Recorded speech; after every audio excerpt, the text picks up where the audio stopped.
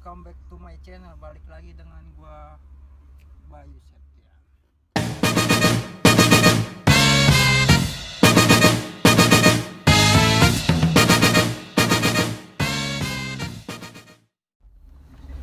Halo, balik lagi di channel gua bersama gua Bayu Septian. Baca. Lagi sama Ali. Gua pengen gali informasi tentang dia nih. Kali ya, dia seorang apa li? Calon Psikolog men. Pada penasaran kan lo, ya kan? Cek video selengkapnya. Ya li, coba li, tolong jelasin nih, apa sih yang ada di diri lo, aktivitas lo ngapain ya kan? Oke, perkenalkan nama gue Ali. Gue tinggal di Perum, Tangerang, Lipo Karawaci.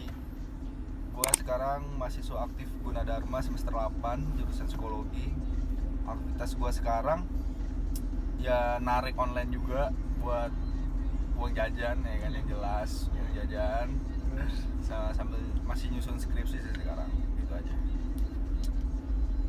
Kenapa sih lo bisa tertarik ke psikologi itu ya kan? Apa itu karena kemauan lo sendiri atau dorongan ortu, apa gimana sih kok lo bisa terjun ke psikolog gitu? Jadi gini, awal ceritanya gue waktu SMA itu gue nggak ada kepikiran jadi apa seorang psikolog atau ngambil jurusan psikolog.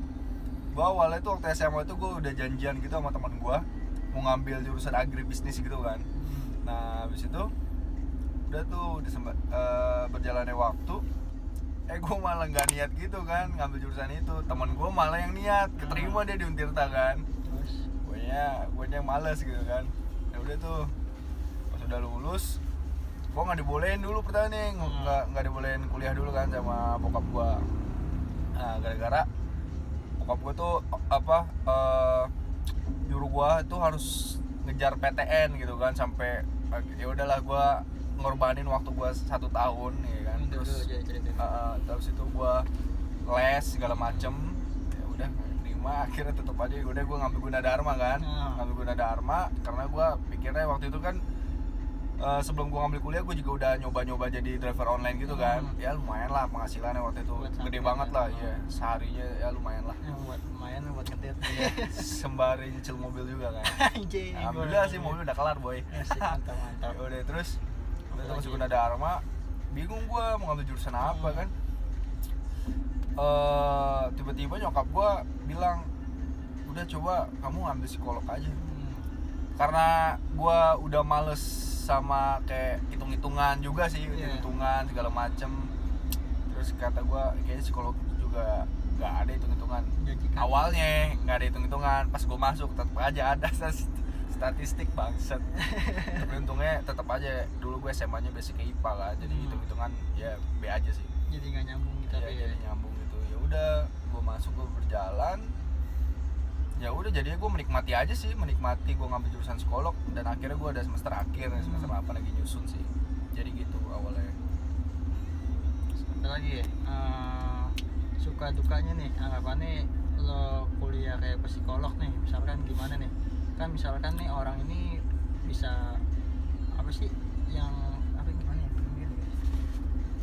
Biar orang-orang tahu nih, misalkan nih dari gambar itu gimana sih bisa ngebaca pikiran orang itu, coba tolong jelasin li, ya kan? Misalkan dari gambar nih, misalkan gini, itu bisa baca pikiran orang, gimana tuh caranya tuh, ya kan? Sebenarnya kalau baca pikiran orang gue belum terlalu expert ya. Tapi kalau tahu misalnya kayak cewek gue lah ya, kayaknya dia misalnya dari perilaku atau dari misalnya kayak simpelnya itu kayak kita lagi chattingan atau apa gitu, itu dari bales respon kita chat aja atau misalnya pas lagi ngobrol, itu tuh kita bisa tahu isi dari hati pasangan kita tuh kenapa gitu. Gue jujur aja, cewek gue sendiri bilang gue tuh orangnya peka banget.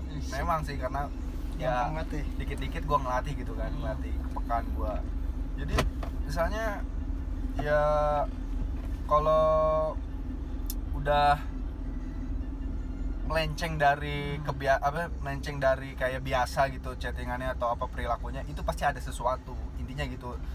Jadi nggak harus seorang psikolog doang sih yang bisa mengetahui pikiran orang umum juga bisa dengan sendirinya gitu. Jadi ya yang penting lu bisa meningkatkan kepekaan indera lu gitu. Jadi lu bisa juga mengetahui apa yang orang pengen gitu, atau enggak apa yang sedang orang rasakan gitu. Jadi intinya gitu.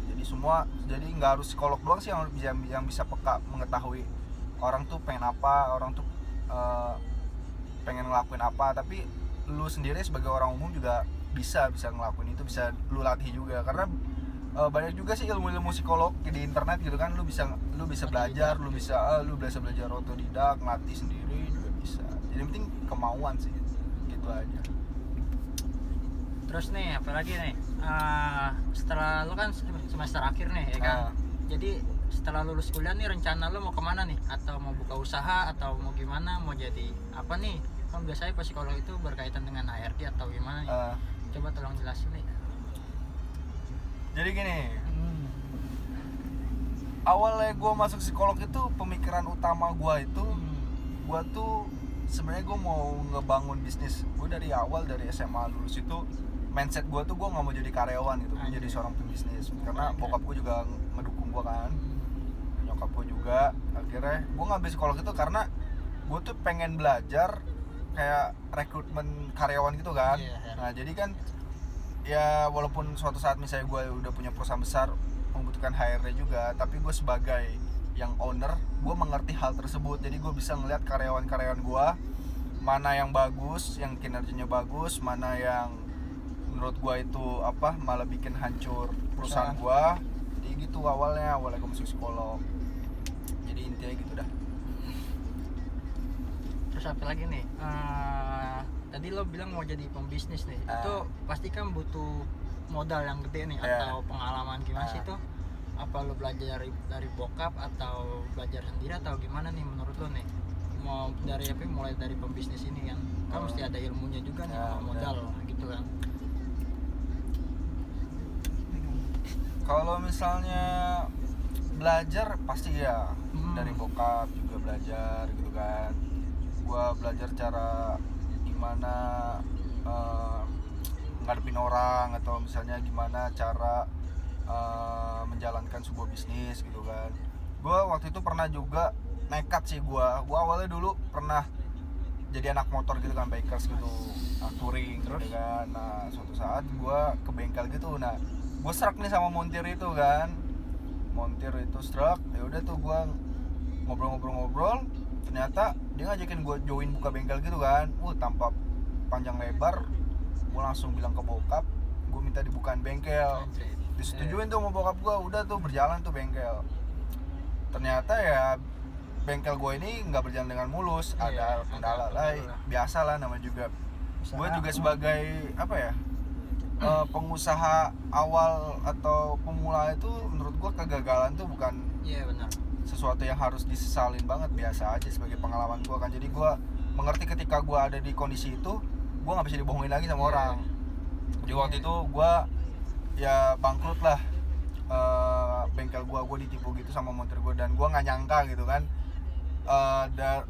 Dari perilaku, dari muka segala macam tuh nggak ada tampang sebagai untuk membohongin orang. Ternyata gue salah, ternyata muka polos ya kan. Ternyata brengsek juga boy, anjing. Sampai motor gue, sampai gue saking percayanya waktu itu buat nambah modal barang bengkel gue tuh, gue sampai ngegade BPKB motor gue tuh, motor Bison. Aduh anjing, motor kesayangan gue banget tuh kan. Gue ade tuh BPKB pakai atas nama dia ya kan. Cair tuh, pas udah cair dia tuh kayak, gue waktu itu nanya kan ke dia tuh, gimana udah cair belum duit pinjamannya ya kan. Dia pokoknya ngasih 1001 alasan ke gue, belum ada diundur lah ini. Ternyata dia tuh cepet 2 hari kemudian dia cabut gitu kan, anjing. Kabur gitu kan. Udah gitu barang-barang bengkel gue setengahnya itu diangkut sama dia kan. Sumpah nangis gue cuy, gue jujur aja gue nangis. Udah tuh nangis gue, sampai segitunya. Akhirnya pihak bank yang minjem atas nama dia tuh karena mungkin pihak banknya cari tahu siapa pemilik bengkel ini, akhirnya datang ke rumah gua tuh, ya kan, bagaimana nih kelanjutan nih. Dan untungnya bokap gua tuh balik lagi, dia namanya orang tua ya pengalamannya udah banyak. Pihak bank nggak berani ngeminta gua untuk ngebayar itu karena nggak ada dasarnya, karena pinjaman itu bukan atas nama gua kan, nggak ada sangkut pautnya lah. Ya udah tuh akhirnya ya BPKB gua nggak bisa balik dan gua juga males ngebayarnya buat apa gitu kan. Motor gue kalau dijual nggak nyampe segitu kan. Ya udah live gitu aja. Iya, gua live aja dan akhirnya ya udahlah, daripada jadi motor bodong gua jual aja. Ada juga yang mau beli motor gua. Ternyata yang beli satu komunitas sama gua, orang Parung anjing. Terus jauh-jauh orang Parung yang beli. Ya udah, jadi menurut gua ya namanya juga belajar ya, walaupun jatuh, walaupun gagal, coba lagi, jangan takut gagal. Ya gue sering nonton kayak pembisnis yang udah sukses, itu dia gagalnya aja bisa sampai 10 tahun gagal, bangkrut, bangkit lagi, dan dia baru menemukan titik sukses. Sumpah itu membuat gue jadi inspirasi banget sama motivasi banget sih, bisa harus harus teguh sama sabar sih, sama pendirian juga sih intinya gitu kalau menjadi pembisnis sukses. Tetap sih gue masih belajar intinya.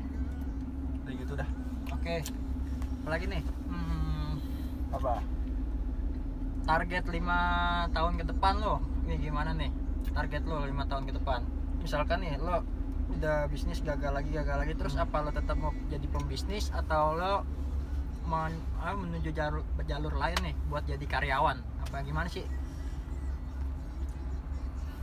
Kalau gue tetap prinsip gue mau jadi seorang pembisnis. Tapi insya Allah sih gue habis lulus kuliah ini, gue disaranin sama kakak gue suruh kerja dulu 2 tahun atau berapa gitu, buat nyari modal gitu. Gue sama pengalaman juga, gue juga insya Allah sih gue sekarang tuh gue mau terjun bisnis di pertanian gitu kan. Karena bokap gue tuh basicnya ya petani, dulunya tuh masih kecil sama sekolahnya tuh memang bertani, bercocok tanam gitu. Dan gue juga punya lahan lah di Lampung gitu kan. Gue mau nanem, bokap gue bilang kemarin gue suruh nyari modal gitu kan. Ya gue sembari gue narik gitu kan, lumayan kan duitnya gue kumpulin buat nanam modal buat tahun depan. Ya rencananya gue mau tetap lanjut jadi pembisnis, dan walaupun itu gagal. Walaupun itu gagal nggak tahu lah, namanya juga manusia ya. Iya benar. Mencoba yang namanya kesuksesan balik lagi sama yang Maha Kuasa, gimana dikasihnya aja sih gue mah. Itu mah tetap belajar, sabar aja sih. Namanya pengalaman itu mahal. Butuh pengorbanan, kesabaran, uang dan segala macem. Itu. Dan untungnya juga semua support gue sih. Jadi ya gitu dah pokoknya. Apa nih? Lagi ya? Ini ada satu lagi nih yang mau gue tanya sama dia nih, ya kan? Ini kan misalkan nih lo udah jadi pembisnis, kira-kira nih kan sekarang banyak anak-anak muda nih yang pengen jadi YouTuber atau dia tuh secara tidak langsung sih emang ngumpulin modal dulu sih dari YouTube itu ya kan, buat modal pasti kan buat modal usahanya dia. Jadi nih yang pertanyaan gue nih, hal apa sih yang misalkan nih ada dalam pikiran lo, misalkan lo udah jadi bener-bener jadi seorang pembisnis, jadi usaha apa nih yang pengen lo jalanin dulu dari awal sampai akhir gitulah, sampai lo bener-bener sukses? Apa cuy? Ya memang marak sih sekarang ya itu anak muda gitu kan, bukan jadi YouTuber gitu. Sebenarnya gue nggak terlalu mau ngikut banget, tapi gue punya rencana, gue juga mau bikin kayak channel YouTube gitu juga buat perusahaan gue nanti di bidang pertanian itu. Jadi gue mau bikin sekolah gitulah, sekolah kayak bagaimana cara penanaman gini, gue videoin semua, gue bikin, gue packagingnya yang bagus lah. Pokoknya gue bikin kayak buat pengetahuan para petani juga gitu. Rencana gue juga pengen bikin kayak gitu sih. Jadi ya tetap aja gue sekarang fokus ya ini, gue mau ngejalanin bisnis di pertanian itu. Jadi gue harus sampai goal banget sih itu bisnis. Menurut gue sih karena kenapa gue milih bisnis pertanian awalnya ya karena gue ada lahan gitu kan.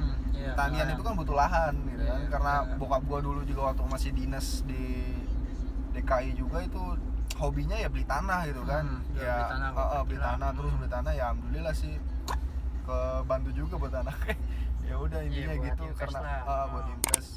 Intinya karena gue ada lahan, ya udah gue mau coba di bidang pertanian itu sih. Walaupun gue kuliah nggak ada background pertanian, tapi kakak gue ada sih pertanian. Jadi ya impian gue tuh gue punya perusahaan nih dimana itu isinya keluarga gue semua yang bekerja di iya. situ. Jadi kakak gue rekrut semua pokoknya ya bagaimana cara nge-building perusahaan keluarga gue tuh jadi lebih sukses. Jadi intinya gue ngambil dari keluarga gue lah, orang-orangnya gitu. Intinya gitulah, gue mau bikin sebuah perusahaan buat keluarga gue. Apa lagi ya? Oke, sekian dulu wawancara gua bersama Ali. Terus Thank you. konten video gua, terus dukung channel gua agar bisa terus berkembang. Jangan lupa like, comment, dan subscribe. Semangat. Semangat guys.